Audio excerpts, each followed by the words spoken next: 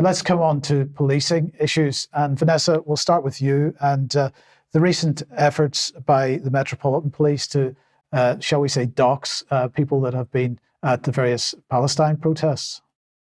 Yep, I mean, they are literally doxing. This isn't one of the doxing tweets or posts, as they're now called.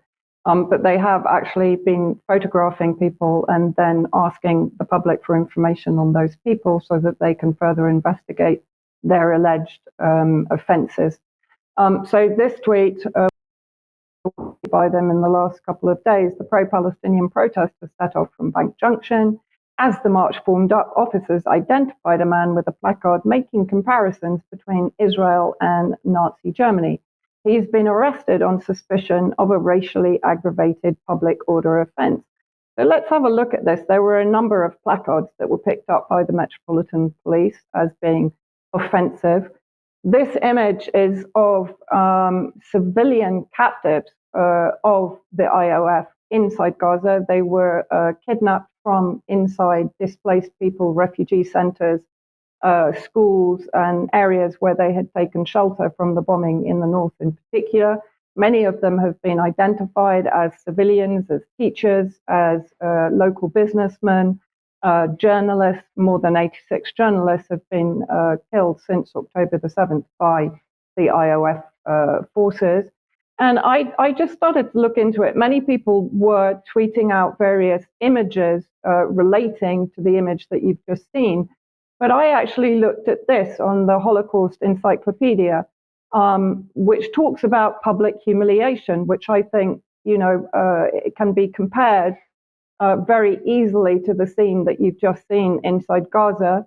And if you look at the bottom, the second point there in the key facts, humiliating incidents were intended to embarrass individuals as well as to deliver or reinforce lessons about Nazi racial ideology and power.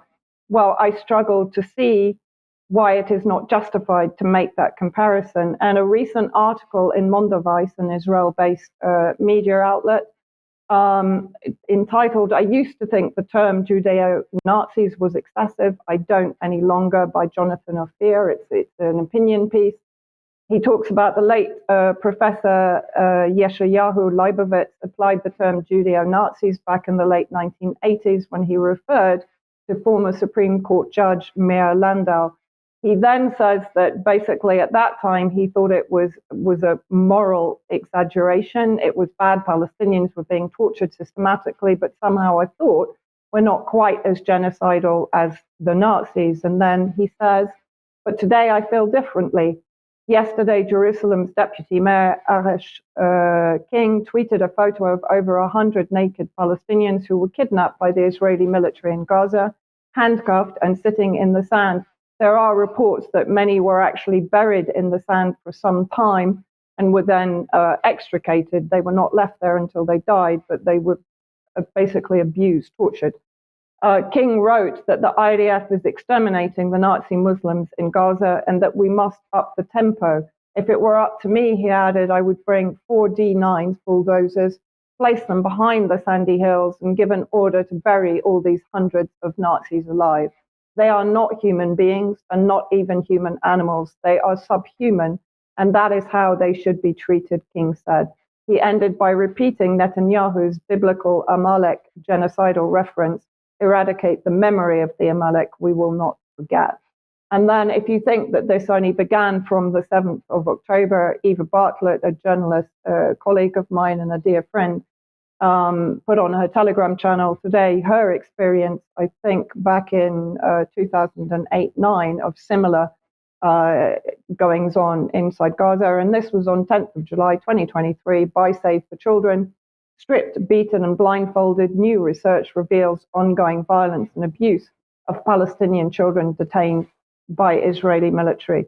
So I leave it up to yourself and to the audience to decide whether it is justified to compare what the IOF is doing to Palestinians to what the Nazis did to Jews, to communists, to Romanis, to any of the minority groups.